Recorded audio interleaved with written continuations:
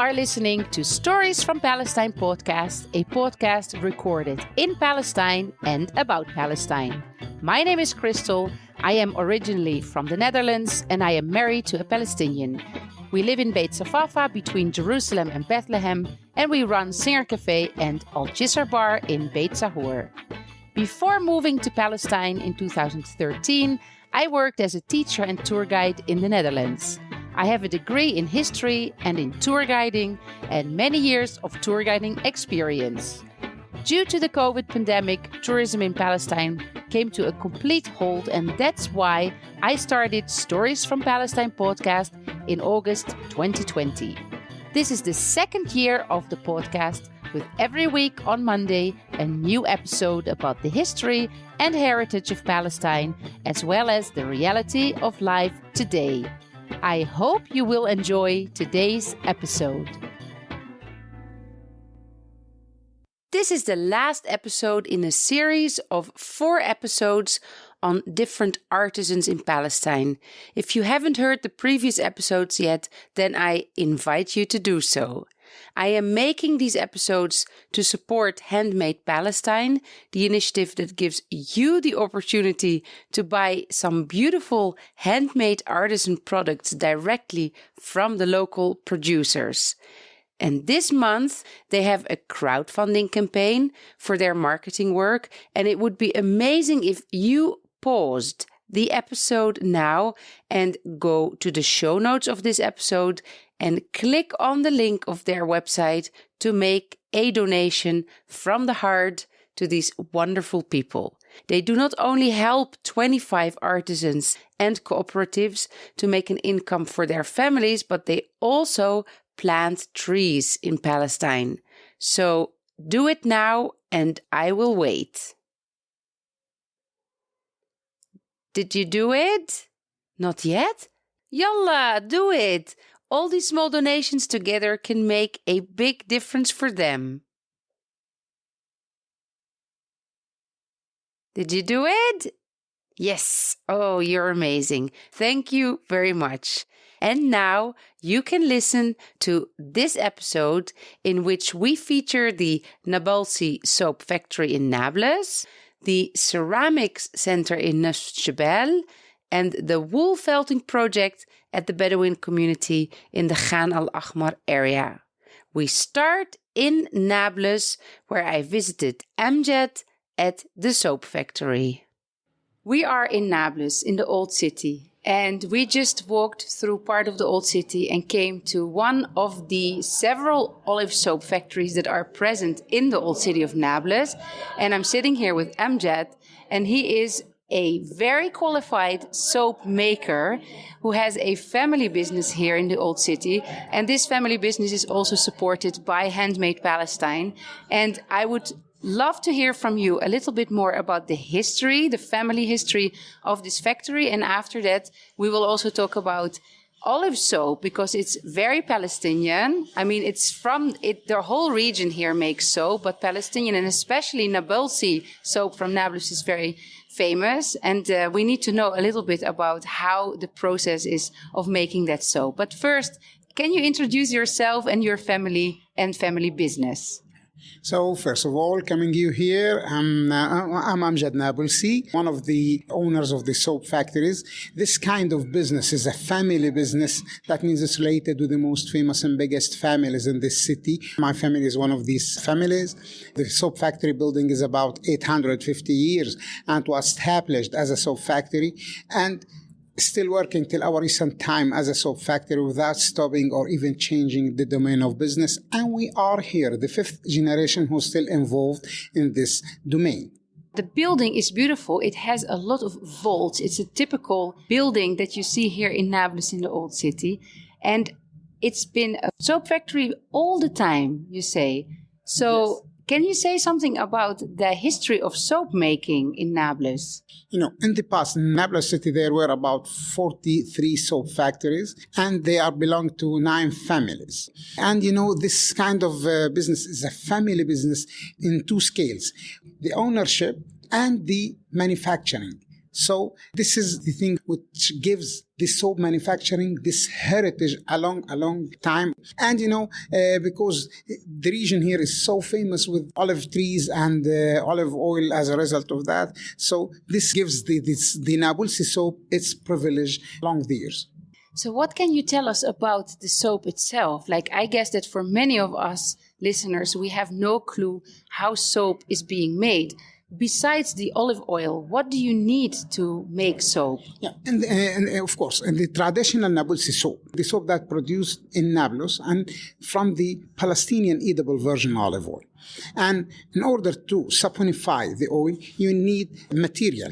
In the past, they were used alkali or a sheikh. It's a plant. We get the roots, drying the roots, and after that smashing it. And when you add water to this roots, the pH will raise up in a big scale. So they add the water of this roots to the soap, step by step with mixing and making fire. After 7 days of process on the old method, you have a ready neutral soap.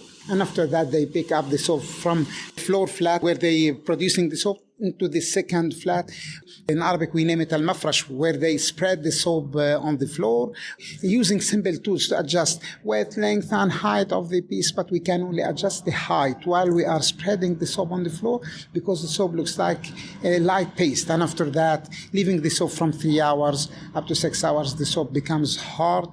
The workers return back, peeling the surface, lining down the edges, stamping it in wooden stamps with a copper face engraved negatively with our logo. Each soap factory has its own trademarks or logos working with. And after that, cutting it into small bars and build it in big rounded towers. In Arabic, we say tannoor. For drying the soap takes from about 8 weeks up to 12 weeks, depend on two major factors: the humidity degree in the area around and the cube of the small bars of soap. Yeah.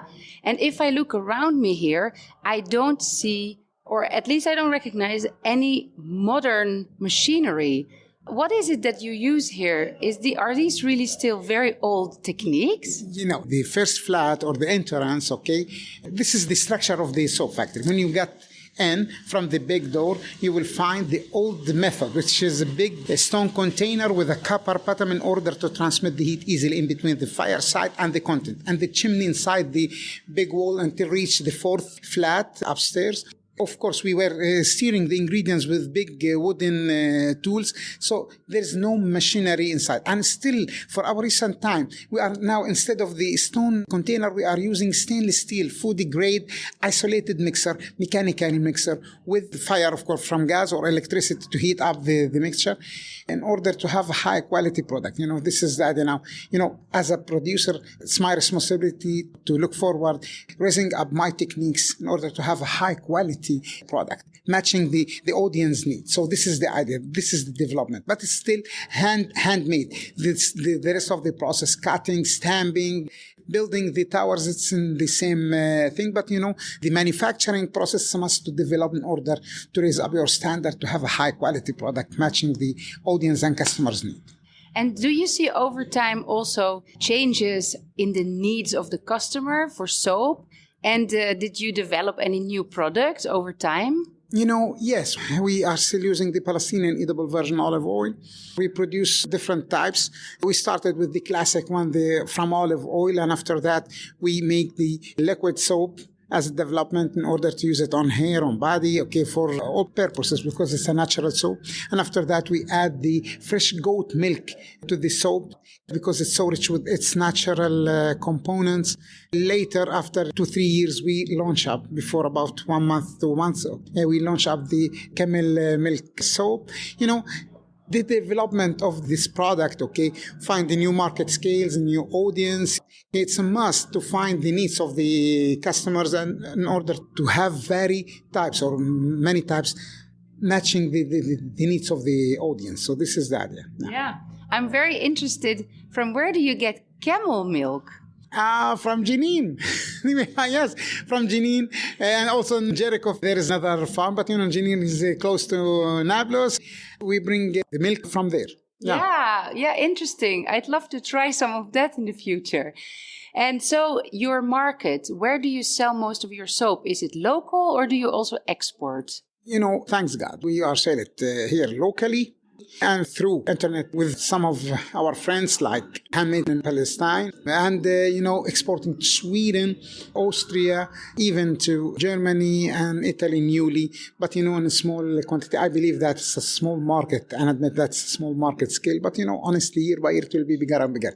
Just to export one piece, it's a privilege for us. So this is that. Yeah. Yeah, and I want to say to everybody who's listening to this podcast episode that if you are coming to Nablus in the future and visit, you should really come here, because I think you can only really understand the love that is put into the soap when you have visited here and when you see how Amjad is shining when he speaks about olive soap. It's a tradition that runs through the family. And I've just asked you before, but maybe you can tell the podcast listeners, because is this tradition going to continue in the next generation? Yes, inshallah, I hope that it will be, maybe this job for my father is so easy to transfer it to us, because there is no big difference in between my time and my father's time. But, it's horrible duty on us now to transfer it to the second generation, to my son, because, honestly, there is a big difference in between. Okay, they need their properties similarly different than mine or than ours. So, what you can do is just planting a value, and after that, waiting, asking God to give you the long lifetime in order when they return back to see the result of your effort. But, I believe, honestly, I believe in the new generation. So this is the reason why. Okay, it's a must to give them, the playing space in order to develop, because, what match with our needs, not same as for them. So he can understand his time more than me. So if he develops something, okay, it will not affect this product in a bad way. That's why what I believe, that honestly, if you change the shape or change the method, it will not change the traditionality values of this product, the soap, the traditional Nabulsi soap. But on the other hand, it will open new market scale and new audience. But what affect this traditional product, the soap, in a bad way, if you change the raw materials that you are using, or have low-grade raw materials, like now we are using sodium hydroxide or potassium hydroxide, KOH or NOH, so there's different grades, commercial or food or medical. So what you want to decide your product in this phase, it will be, you will choose your raw material. So this is the idea. And honestly, it's a must to have a strategy plan in order for them to look forward, to make it by their way of thinking, by their methodology. So this is it's a must to have a new all the time. So yes, I hope that it will match.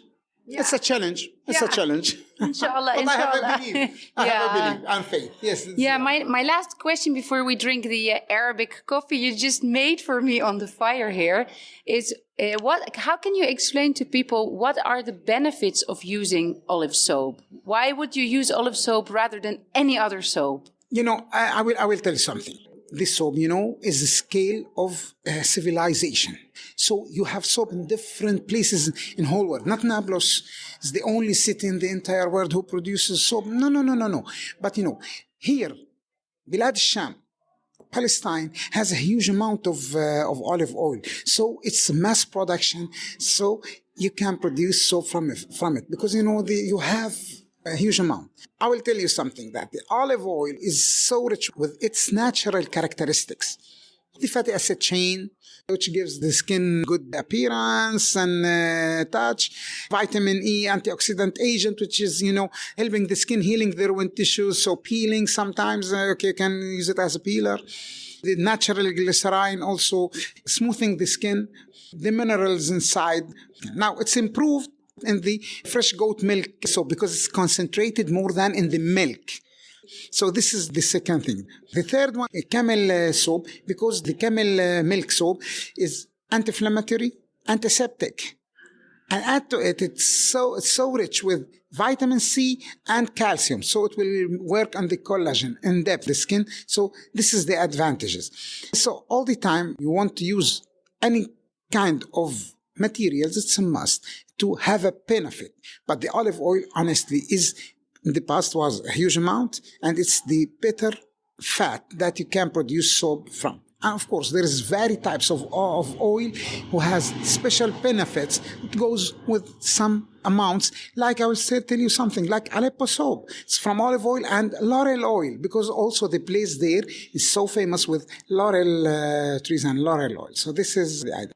And also the olive oil, this fatty acid chain is so hard, so you have high quality hard soap, not same as the other fats. It will be smooth or something like that. So this is the idea. Yeah. And I will tell the podcast listeners who can't see you, I think you've been using olive soap all your life, and your age, is completely hidden behind no wrinkles in your face. Very, very good, shiny face. Thank so you. I think you are the best marketing product of your company here, because you can see the effect live. Yeah. You know, I will tell you something. All the time at the beginning, I do not expect the question. Do you use your soap? What's that question? Yes, of course, indeed. But, after that, I believe that all the people, wow, you have a nice skin. Your age and your skin and your face, wow. So this is the idea. At that, I realize why they ask this question. But, honestly, I will tell you something. Maybe I do not feel the feelings of the users when the feedback of my customers, okay, more than I expect. Okay, I use this soap, but I don't feel the same thing that they. Maybe because I used to. Maybe because they use a different kind of soap. I mean, they use our soaps, so they will feel the difference. Honestly, I believe in them and believe in them as a judge. And yes, I respect that. They are judged better than me. Honestly, you cannot judge at your thing. The people can judge you better than yourself. So this is that. Yeah. Absolutely. Thank you so much for your time. I really appreciate it. I want everybody who comes to Nablus to come and visit you. So I will post in the show notes of this podcast a link to how to get to your spot here in Nablus. And of course, there is the link to Handmade Palestine where you can order the soap. And now we're going to drink Arabic coffee, right? Yes, you are welcome. And I will promise you within 1 month or 1 month and a half, there's a new thing, which is the Dead Sea mud soap and Dead Sea minerals. Inshallah, you will love it. You are welcome. God bless you. And we will drink our coffee. Yes, you are welcome. Thank you so much. Thank you. For the next part of this podcast, I had help from Morgan, whom you've heard in previous episodes, and she is part of the founding team of Handmade Palestine. She went to visit the Ceramics Center in Nisf Jbeil and the wool felting project in Khan al Ahmar, and she did some short interviews with the ladies there. And thanks to Dina for the translation of the Arabic interviews to English. This is Morgan from Handmade Palestine, and I am in the ceramic workshop for the women of Nisf Jubeil. And it's funny, I have been buying from these women, from one of the original women who works here, Ruwaida. I have been buying from her for years. We invited her to one of our bazaars that we were hosting in Ramallah, and we introduced her to other people who were also selling handicrafts. And from there, they kind of started to build and be able to increase their outreach. And eventually they started as 3 women working here, then they went down to 2 women. And then today they're at 5 women. Now in a town of 500 people, employing 5 women who don't have any other opportunity for income generation is pretty magnificent. And they're hoping to continue growing and be able to train and employ more women in their very amazing, humble workshop, which is situated inside an old house that is over 100 years old with arched walls and an arched roof, and it's just gorgeous. It is such a beautiful space, and their craft has also really developed over the years. One of the things, the first time I interviewed Ruwaida, one of the things that Ruwaida said to me was that it was really empowering to have an idea for a design and to be able to create that. And then for people to love that design and buy it. And right now, walking through their workshop with a little showroom, one of the things that I see covering a shelf is that original design that she first brought to sell, which is a soap dish that's 2 pieces that fit together. And it's so spectacular to see that that's continued to be one of their ceramic pieces that they make and sell, and that it was her idea. And she's come up with so many other great ideas and designs, and the work has really become something more sophisticated and classy. I'm really excited to be able to expand what we sell from them, because it's always just been some little bowls and meze plates And now we're going to start selling their magnets. They have a dish that holds zayt on one side, olive oil, and za'atar on the other side, which is a powdery herb dip that you would put bread into the oil first and then into the za'atar mix and eat that. And it's so cool that we are also talking right now about how we could further support them by putting some of their larger items on our website. And then when those actually get orders, they would go to Nablus, the nearest major city, and they would ship them directly to the customer. I think it's really exciting to be able to come up with new ways of supporting artisans. And for my part, knowing that we were one of the first buyers for the ceramics from Nisf Jbeil, and that here a few years later, it has grown to have trained and employed 5 women, and that we're part of that story in our own little way. It's really rewarding to me. It's also really rewarding to me to meet these women today and to have them talking about what an amazing opportunity it is for them. None of them have ever had any job other than this. There was no work for them. And to be able to have a skilled craft now is something really beautiful. So I'm very proud that we support them, and I'm very grateful to have had the chance to come up here today and do a little bit of shopping and a lot of talking over a glass of sugary Arabic tea. أنا سهام عوايس، عمري 25 سنة، إدارة سياحة وآثار، وبشتغل بمركز سيراميك نصف جبيل صار لي 2 سنين تقريباً. I am Siham Awais. I'm 25 years old and I studied tourism and antiquities. I've been working at the Nisf Jbeil Ceramic Center for almost 2 years. Before I started working here, I had a job in a travel agency office in Nablus city. But the job was very tiring and hard, and the pay was very low, especially that I'm a woman. So I decided to quit my job and start looking for a new one. While I was looking for a job, I decided to look for one that's comfortable and easily accessible by transportation. So when the ceramic center in my village advertised for a vacancy, I decided to try and apply, even though I didn't have an inclination towards art or drawing. I trained for 3 months and learned how to form the clay and draw. I was surprised that I learned how to draw well, even though I thought I didn't have the talent. The pieces that I made felt like they were part of me, like they are my accomplishment, and that's beautiful. That made me love my job more.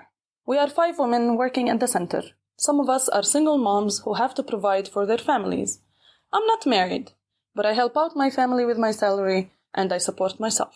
This is great for a woman to be providing for herself, while others who have families help their husbands and support their children.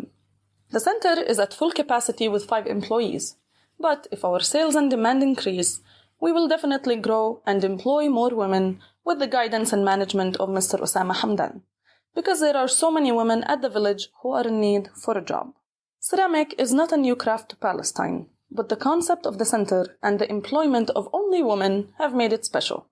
Also, contrary to other ceramic manufacturers, everything we make is handcrafted and only by women. In Nisf Jbeil, there are no other job opportunities for women at all. And that is what makes us special.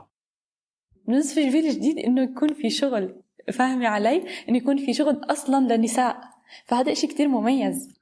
أنا رويدة جلال خليل من سكان قرية نصف جبيل. اشتغلت بمركز السيراميك بال2015.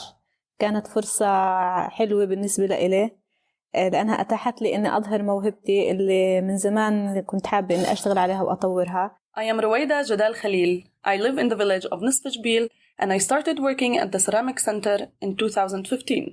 It was a nice opportunity for me to work there because it allowed me to show my talent, which for a long time I have been meaning to work on and develop. 3 women, including myself, originally started working in the Ceramic Center. Our work and the center developed year by year, and right now there are 5 of us, and we aspire to keep growing and help the center to be more successful and have our products sell worldwide. Our products used to be sold only in Palestine until a year ago. We started exporting to other countries like the United States, France, Italy, and some Arab cities like Dubai. This only means that our products are very nice and there's a high demand, and that makes me happy. Just like my other co-workers, we all love working here. And we want to keep working on developing and enhancing our products to excellence.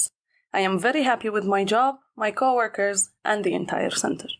Our products are limited to kitchen appliances, like cups, dishes in all sizes, kettles, a double plate for zayt and za'atar.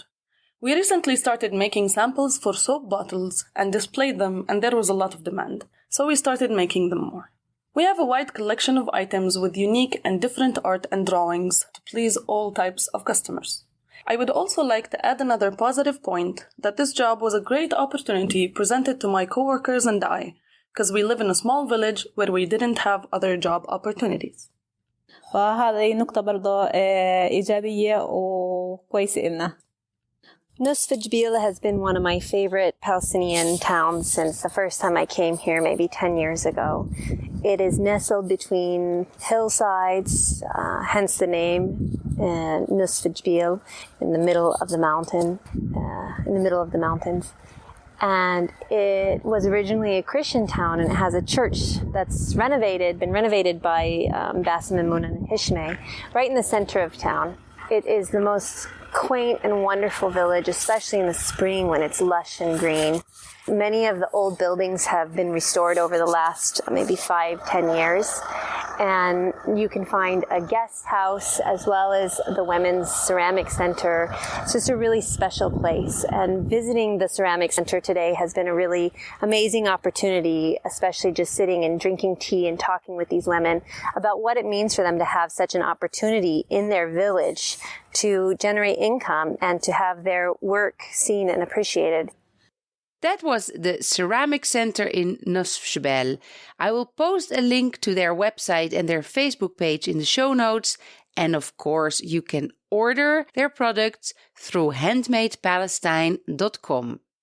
And finally, now you can listen to a short interview with Raed from the Bedouin community in Khan al Ahmar.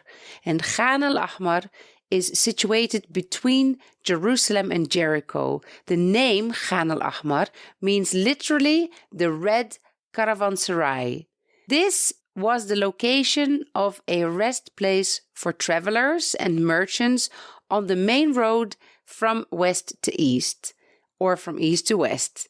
It was also one of the first locations where in the early 5th century the locally famous monk Euthemius set up one of the first lauras.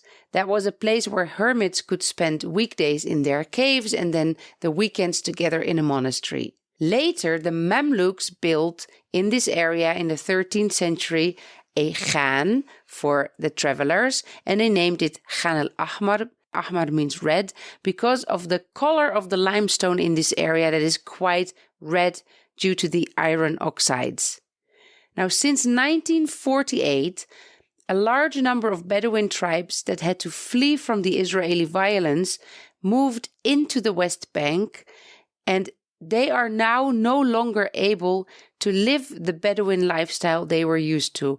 That lifestyle is mainly focused on grazing flock and producing and selling dairy products and selling livestock. And they have nowhere to go anymore now with their flocks. They are cut off in their freedom of movement by the settlements that surround them, by the highways, the bypass roads that have been built. And they are living, of course, in the rural areas, and all of those are under full Israeli military control. Even though they are in the West Bank, they are the so-called Areas C under the Oslo Agreement, and they are under military control, which means the people are not even allowed to build anything without permission from the army. The Bedouin community in Khan al Ahmar consists of about 200 people, and almost half of them are children. They do not get running water, they do not have electricity, and even though they asked to be connected, and there are water pipes and electricity lines that go to the nearby settlement, they are not allowed to use the water and the electricity, and they are not even allowed to build anything. So for the school for the children, they had support from an Italian NGO that created a school out of old car tires and mud. But the Bedouin community here is under direct threat of eviction by the Israeli government because of a plan for this area called the E1 plan that will connect Jerusalem to the Dead Sea through a large number of Israeli settlements and full Israeli control over the land. In the past, I have visited this community a few times. They live in tents and in makeshift houses under very, very poor conditions. And the community leader, Jahalin, he told us that they had invited the settlers from a nearby settlement to come and see how they lived. And they showed them around. They offered them great Bedouin hospitality, tea and food and coffee. And they showed them the school. And the settlers said that, oh, you did a great job on the school. But a few days later, they received a notice that their school was now considered to be a threat to the security of the settlement and that the school had to be removed. And the Israeli court in 2018 gave the go-ahead for the demolition of the Khan al Ahmar community and the school. And the plans have not been carried out yet because of the ongoing problems with forming a government and several Israeli elections. So the Bedouins are still waiting to see what the Israeli authorities will decide about their fate. You can now listen to Raed, who is involved in the wool felting project in Khan al Ahmar. هذا الصوف احنا بناخذه من الغنم نشتريه من الناس بنغسله بننظفه بنشتغل فيه بننظف على الماكينه بالضبط بنشتغل فيه يعني 3 ساعات مرات بيقعد معك القطعه. We buy the sheep wool and we wash and clean it well. Sometimes it takes 3 hours to clean one piece and process it through the machines. Some days we only prepare 1 piece or 2 pieces depending on the person working on them. I've been working with wool since 2017. Before COVID, we used to work very well. We used to get a lot of buyers at the store and there were a lot of orders for our products. After the pandemic, the demand decreased and we don't sell as much, especially that there are no tourists to buy our products. Sometimes we have 1 order per month and other times no orders all month. Us women who work here don't have any other opportunities for work, so we can't do anything else while this work is slow.